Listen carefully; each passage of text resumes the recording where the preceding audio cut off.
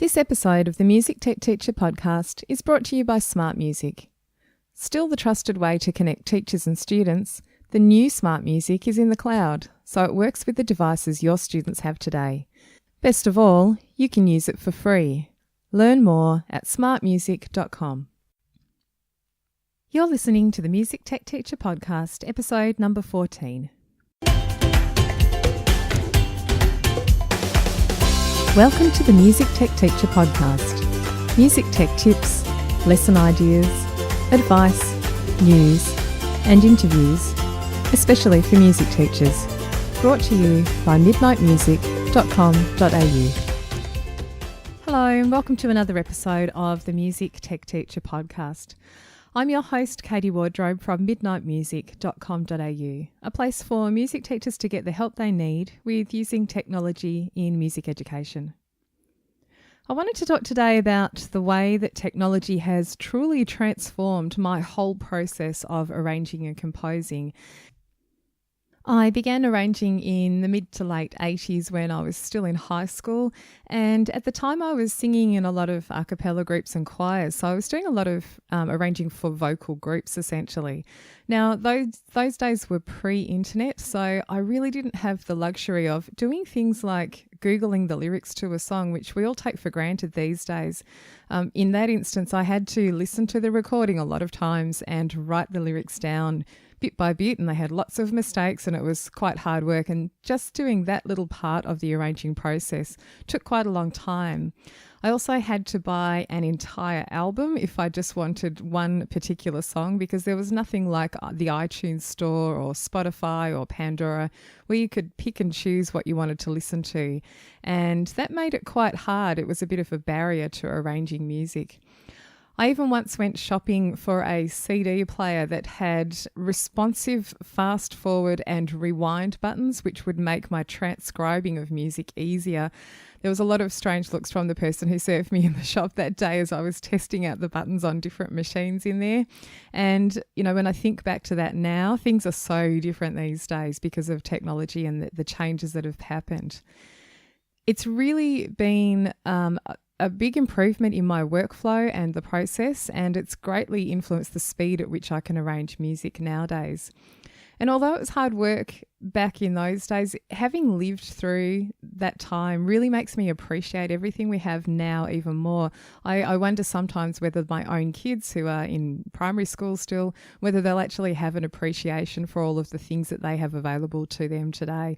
I'm guessing maybe not quite as much as I do, but I'm still blown away by some of the things that we can do. So I thought I'd run through those. It might be a help to some people, and I'm going to talk through 7 ways that technology has revolutionised the way that I arrange or go about composing a piece of music.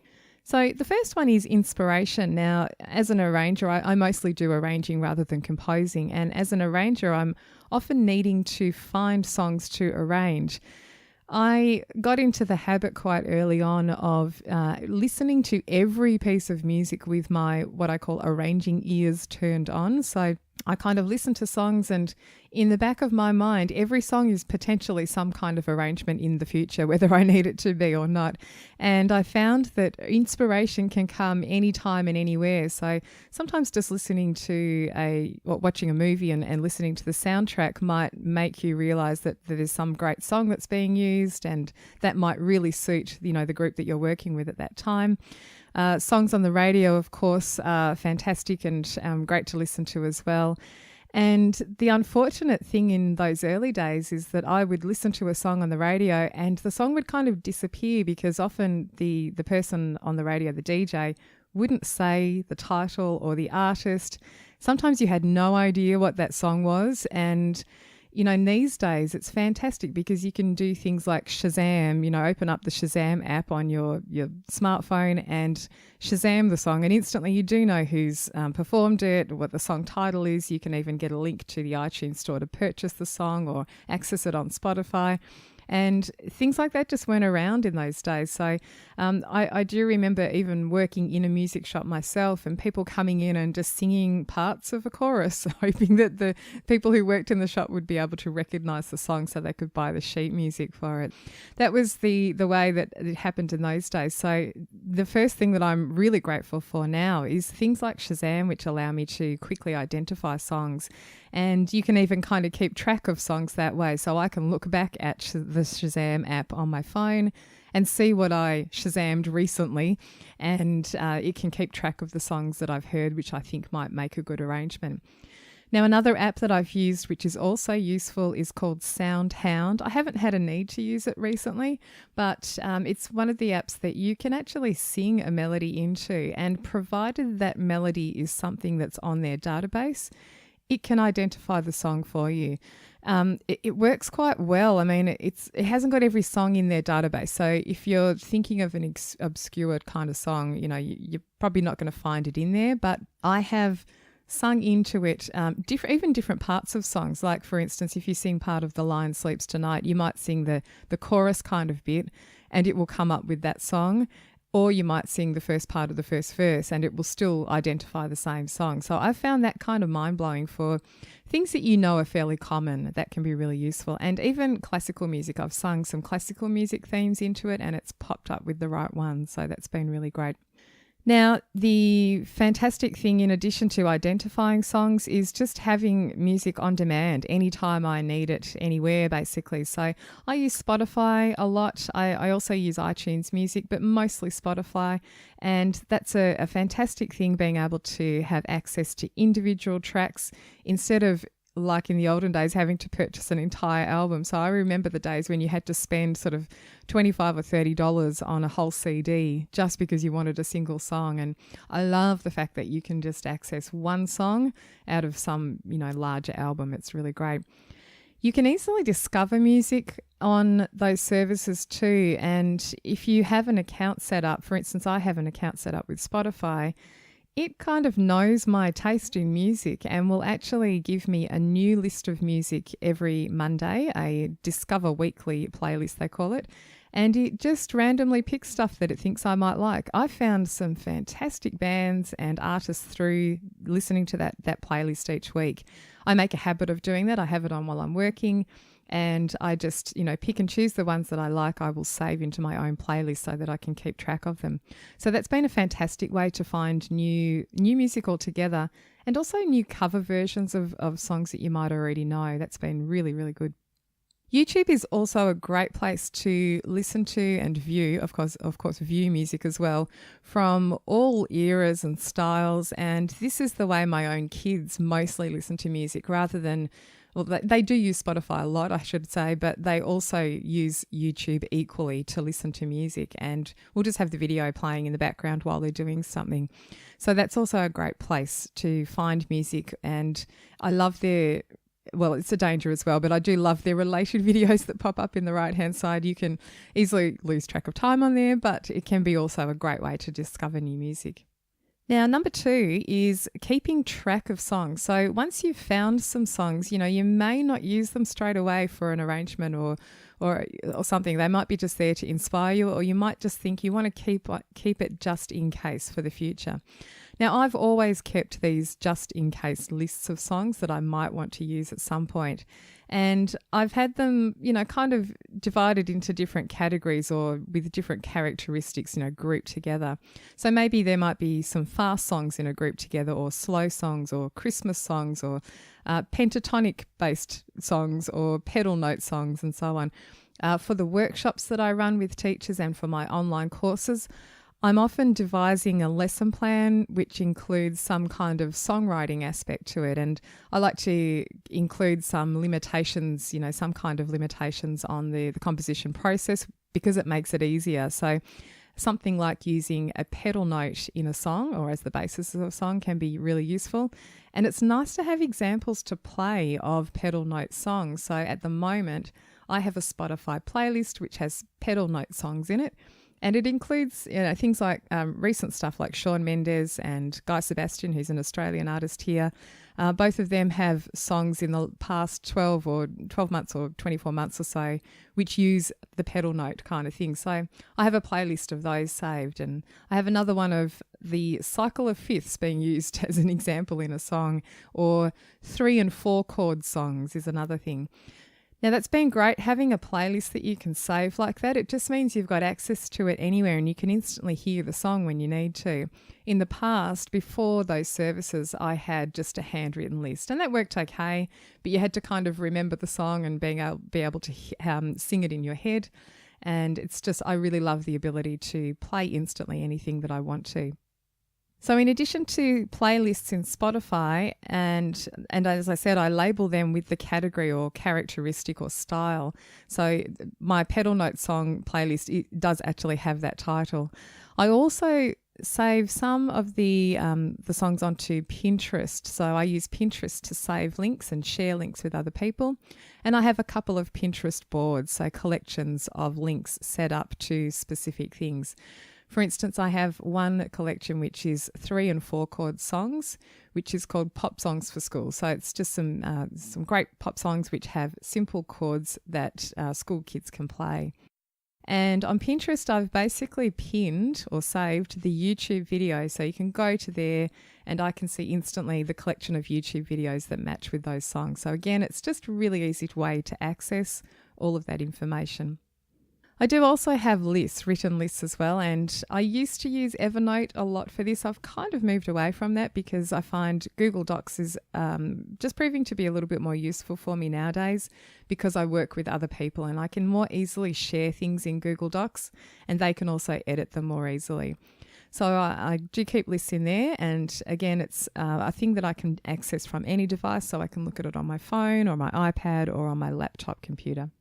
Now, the third way in which technology has really improved my arranging process is in finding resource materials that are going to help me do the arrangement. I mentioned earlier the recording, so we've talked about that, finding the recording of the song. But there are some other resources that can really give you a head start in creating your arrangement. In my mind, there's no point really spending hours and hours and hours transcribing a song from a recording if you can easily download the sheet music to that song or a MIDI file for the song at a small cost, and sometimes it's for free. So in my mind, that just frees up more time for me to be creative with the actual arranging part than spending a lot of time doing the transcription part. Now, I used to love doing the transcription part. That's actually one of my favourite things to do. I know a lot of people hate that and would find that a strange thing, but I really love doing the transcription part. So I have to kind of stop myself from doing it because I think, no, I need to just, not spend too much time on this process. And so I will go and look for the sheet music. So sheet music is one thing. So I tend to go and buy my sheet music on websites like Music Notes or Sheet Music Direct. And if I can, I save a PDF version of the score from there. Some of them you can't do that, but some of them it's good to know you can also transpose the score before printing it out. So just look for that if that's something you need to do. That can help if you know you're going to be arranging or the piece in another key. Kind of good to transpose it first. You don't have to, but it's there as an option. And the Music Notes website has an accompanying app, which is really good. It allows you to access sheet music you've purchased on your other devices. So you may not even need to print it out. Just being able to read it on my iPad is often enough. So I really like that. Now, I mentioned lyrics before. Again, something I'm eternally grateful for these days is the ability just to type in a song title and the word lyrics at the end and be able to find them all written out for me. Now, they're not always 100% accurate, but hey, it's a really great start. So I will but usually copy and paste them into a document so that I can reformat them and change them around in some sort of way. I have a bit of a process with using the lyrics as, I suppose, a little bit of a plan for my arrangement. So I will put the lyrics into a Google Doc, And I will often take out the repeated chorus written out in full each time and just write the word chorus because I don't necessarily need it written out each time. But I'll also often label sections. So I might label things like verse 1 and verse 2 or section A and section B. And I'll often add in some information like the number of bars in each section. That can be really useful when down the track you get to the point of doing something like setting up a notation file in your notation software. Sometimes it can be really useful knowing the whole structure of a song ahead of time, and it can make setting up a score quite easy. So looking for lyrics, that's usually the first thing I do actually. Then I go ahead and find sheet music. Now, one other thing that I find can be useful, I don't always use it, but sometimes I download a MIDI file for the song. Now, if you're not quite sure what a MIDI file is, it's a file that's been created by a musician who has sat down at a MIDI keyboard and recorded all the separate parts of a song into a software program like GarageBand or Mixcraft or Logic or Pro Tools. Basically, the person has created the file by playing a keyboard. Now, that's really good to keep in mind. And the reason I mention this is that one example is if you look at a drum part, which is part of a MIDI file, you might find that the drum part, which is on a single stave, would be almost impossible to play by a drummer because there are way too many parts for 2 arms and 2 legs to play. And that's because someone has sat there at a keyboard and actually played it in with their 10 fingers instead. So a MIDI file is designed to be heard, and it's not really designed for notation, as in to be seen. Another really good thing to keep in mind, because what you can do with a MIDI file is you can download it, you can play it so that you can hear all the parts. If you were to import it into a software program, and you've got a few options here, you can then see the separate parts and you could mute some of the parts and have others playing.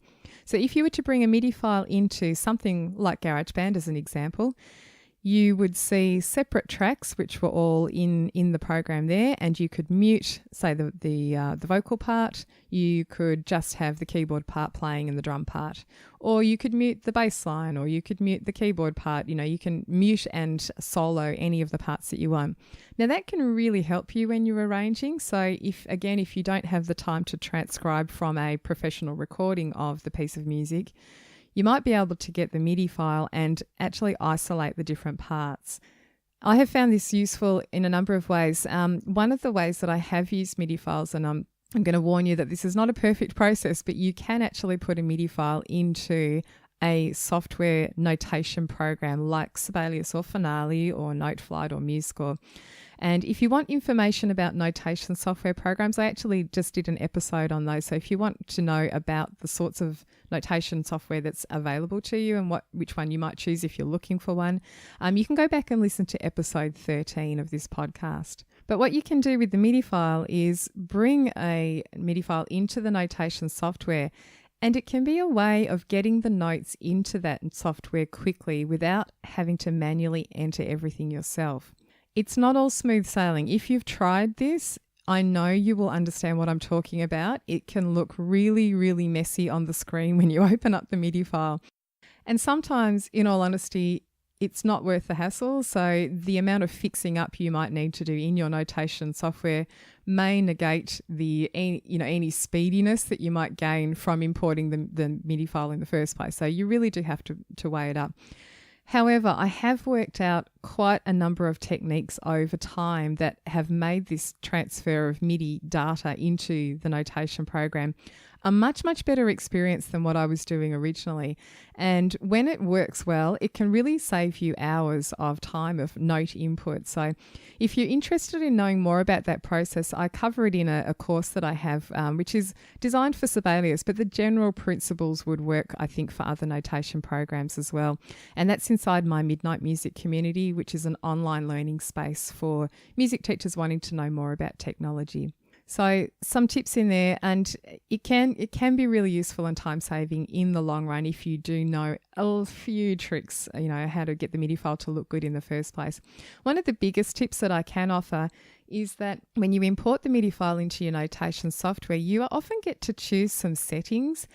And playing with those settings and importing it multiple times to see the result is one of the biggest tips that I can offer. And that can really save a lot of time and clean up the MIDI file quite a lot. And the main setting that you're looking for is the one that determines what the smallest note value is. That's essentially what it is. And so if you say that the smallest note value needs to be a quaver, when the MIDI file gets brought into your notation software, it will move everything to the nearest quaver, even if it was played as something differently in the MIDI file. Ironically, when you play back the file, you might hear it still with semiquavers in it, but on the screen it will look like it's got quavers. Now, that all sounds kind of confusing, but when you bring the MIDI file in, and if you try it in a number of different ways with different settings, you'll see that some of them look better for some parts, and that's been, a great thing to experiment with. Now, to find MIDI files, it's a little bit like looking for lyrics. You basically search for song title and put the word MIDI at the end, or MIDI file, and you'll come across a number of websites that have different versions of the same song. It's really good to listen to a few different MIDI files because different people have actually programmed those, and some are more accurate than others, some are better played than others. Some just sound really awful, so I would ignore those. And my other tip is to look really carefully on those sites for the correct download button for the MIDI file. A lot of those sites generally make their money from advertising, and they have these links which are labelled with the word download, kind of close to where the MIDI download button is. And they're often ads instead of the actual download button. Nothing, it's not the end of the world if you click on an advert instead of the MIDI file download button. And you can usually tell because in the top, maybe right-hand corner, it will say ad on very small writing, but it will say ad. So just have a look around, look carefully on the screen, and just make sure you're actually downloading the MIDI file itself. When you check your downloads folder, the file that you've downloaded should end with the file extension .mid at the end. So that's the correct one. If you've done that and you can see that there, you've done it right. After the break, we're going to talk about some playback tips, tips for playing back songs while you're arranging and sharing your songs, distributing your songs to other people in your group, and even tips for rehearsing the arrangement using technology. This episode of the Music Tech Teacher podcast is brought to you by Smart Music. Smart Music is the music learning platform that allows teachers to connect with students as they practice. It makes it easy to create individualised assignments, hear student recordings, and provides specific guidance.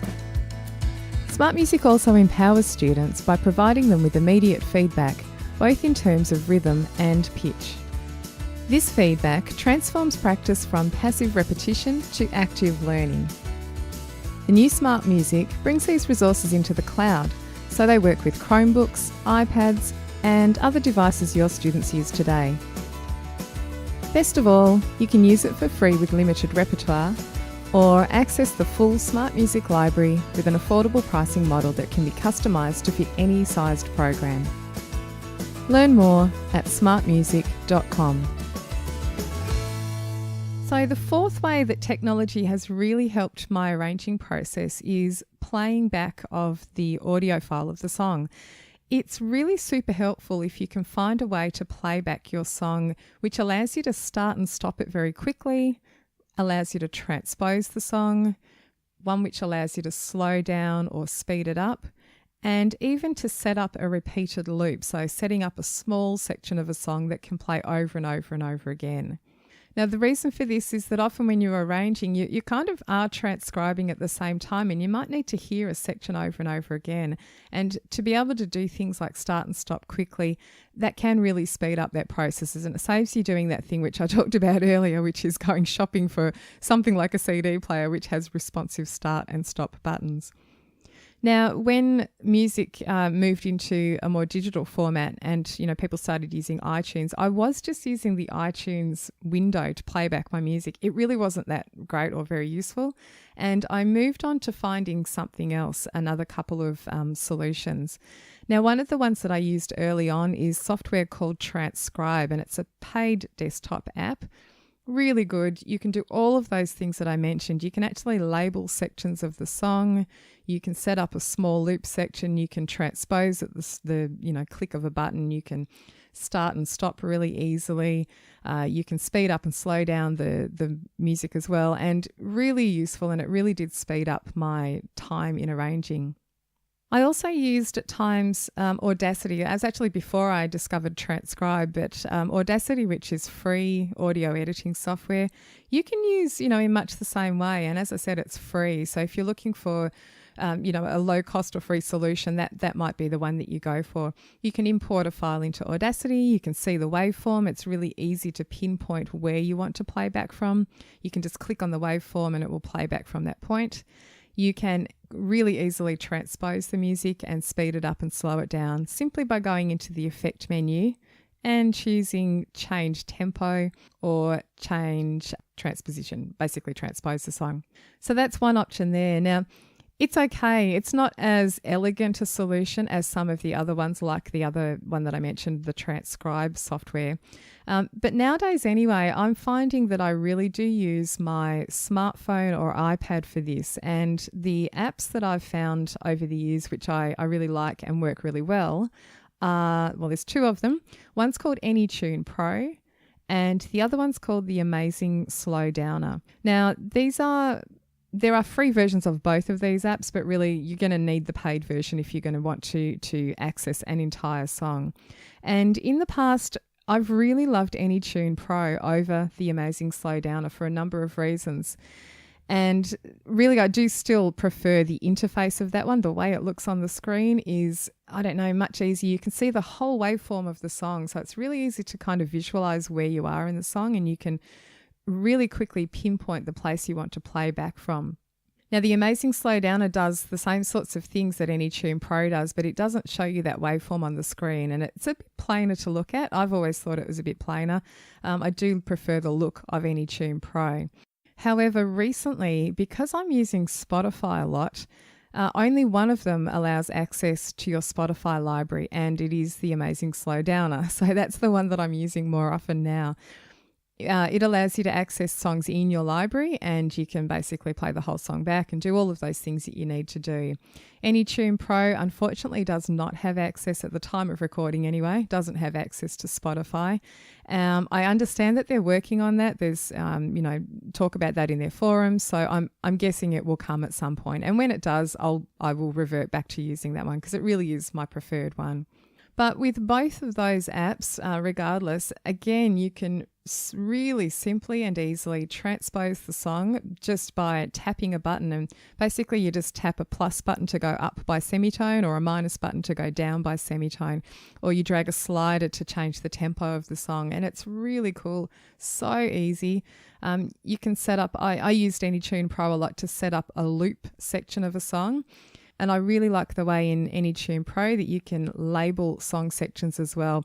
I'm not sure, I haven't used the Amazing Slow Downer as much as as AnyTune Pro, so I don't know if you can do this in that one too. But in AnyTune Pro, you can set up labels for sections and very quickly and easily jump from one section to another.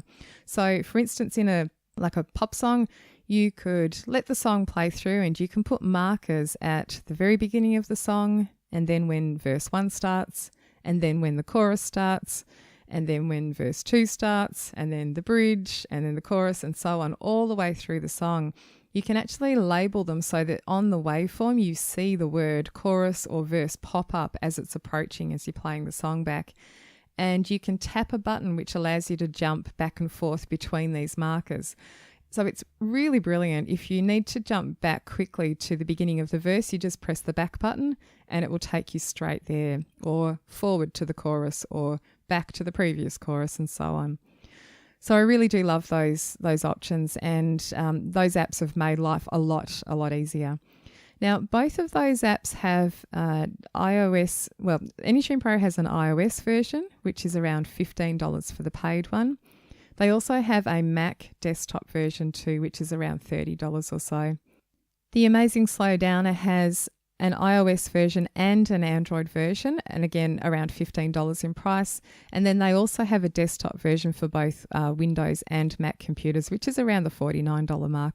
So if you're an Android user or a Windows user, your only choice would be the Amazing Slowdowner. AnyTune Pro doesn't come in that flavor as yet, and I understand that they are working on that as well. So that will obviously change over time too. Now, you need to think ahead when you're actually putting your arrangement together, how you want to share it with other people, because that's going to help you decide how you're going to create the arrangement in the first place. So for me, I'm mostly notating an arrangement.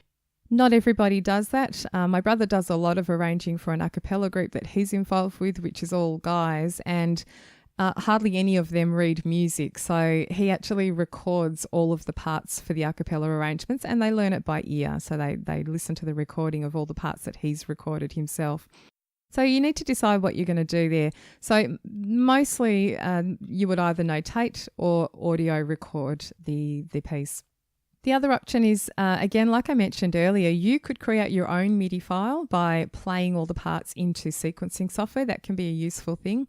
That can also be really useful if you want to hear an arrangement that involves instruments that you don't play yourself or that you don't have access to.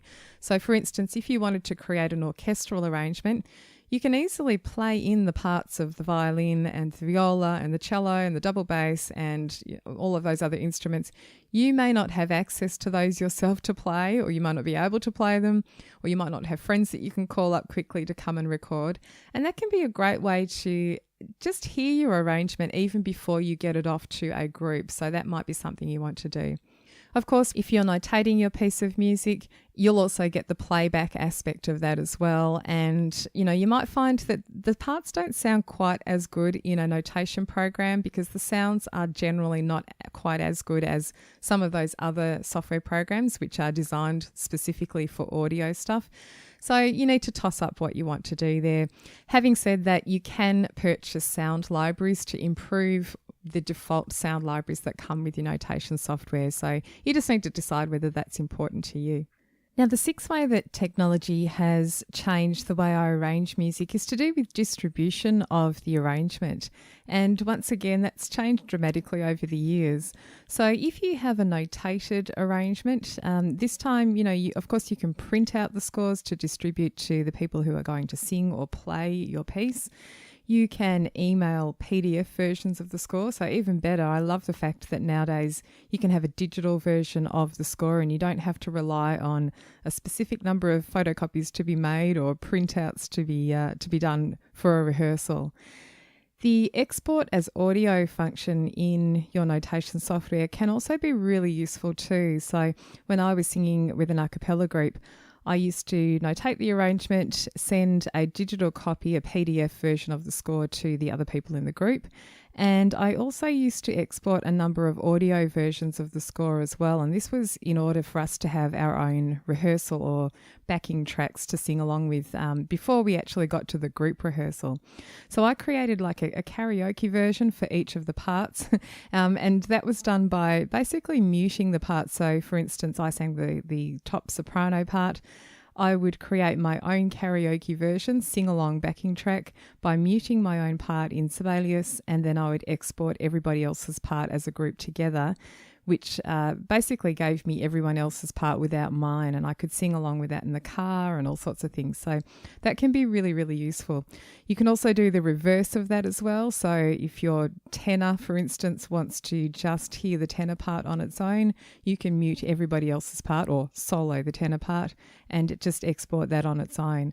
Also good if you've got an accompanied piece. So, of course, mine were a cappella, but if you are working with an accompanied piece, you could mute all the vocal parts and just export the accompaniment on its own instead.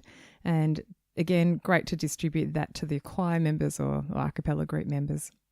If you've recorded your arrangement in one of those sequencing programs, you can do the same sort of thing. So you can create a backing track of the entire arrangement, karaoke versions like you would with the notation software, and that can give you a great result for rehearsal purposes too. Audio recordings, of course, basically the same thing. If you've done multi-track recordings, of course, you can export different tracks on their own or have different combinations of the piece. And, even if you play, even if you've got an arrangement which is a full orchestral piece or a band piece, it can be really helpful for the other members of that ensemble to hear the arrangement in its entirety, just to get a sense of how it works. Of course, you get to hear that in a rehearsal with the full group, but once you go away from that and you're practicing your part on its own, really good to just know what the rest of the group is doing. No matter what sort of format you end up with, you've got a file of some sort, whether it's a PDF or an MP3 file or a MIDI file even. And again, I love the changes in technology over the years, which allows you to either email files to other people in your group, or if they're a little bit too big to email, it can be great to store them in some sort of central location. So Google Drive or Dropbox are my two favoured options there. Or even upload to a website where group members can go to the web page and download the files from there. Again, it's just really easy and useful. I've used Dropbox in the past and set up a shared folder in Dropbox, which becomes essentially like a portal. And anytime I finished an arrangement for my group, I would just stick it in the Dropbox folder and let everyone know that there was something in there. And that was the PDF arrangement plus the audio files that I had created too. And they could just go to the Dropbox folder and see the files in there. So it was fantastic. And finally, number 7 is to do with the way we rehearse now and actually read scores. So I've mentioned in a previous episode that using something like Fourscore app on your iPad or Mobile Sheets is an Android type equivalent. That can be a great way to read a digital version on your tablet of a score rather than having to have a printed out copy. And there's a lot of other benefits, not just the saving of trees by not having to print parts all the time, but you can really quickly and easily turn pages in those apps. So I find it's much quicker turning pages in an app like that than it is actually physically turning a piece of paper over in my hands. You can annotate the score as well in that digital format. It's fantastic. You can add your own markings onto the score. They even have what they call stamps, where you can add, if the arranger has forgotten to put dynamics in, for instance, you can add a piano or forte sign. And one of my favourite features of these apps is the ability to add links between pages. So it really helps you manage the page turns very well. And you can basically put a link, say, at the end of a first time ending. You can put a link from there back to the first page if that's where you've got to go back to.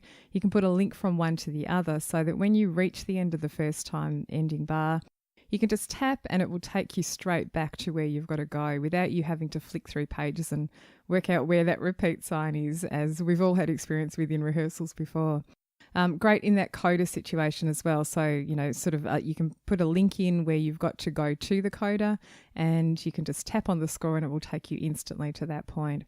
So I really love that. The other thing I love about those apps, Fourscore is the one that I've used in the past, and the ability to add the audio file into the score itself is really useful. So I would have the Sibelius score, PDF version in the app itself to read, but then I would add the audio score as well to that, the audio recording, I should say. And that just made it really handy. I'd have the backing track handy as I'm reading through the score. I can press play and sing along with my part there. Those apps also allow you to organise your music really well, so you can put your music into set lists and groups of songs, in the actual order you're going to perform them. So that can just help you when you're on stage too. So that's the 7 ways that technology has really transformed the way I arrange. A lot of those things have made the whole process a lot more enjoyable than it used to be, less time consuming, less frustrating. And, the technology doesn't always work perfectly at all times, but, it really has improved things. And I really do think there's many, many benefits to using all of those things. So if you're not using all of those things, give a couple of things a go and just see if it improves the way that you work and changes your workflow. The Music Tech Teacher podcast is hosted by me, Katie Wardrobe. You can find more information and links from today's episode at midnightmusic.com.au/14. Thanks for listening, and I'll see you next time.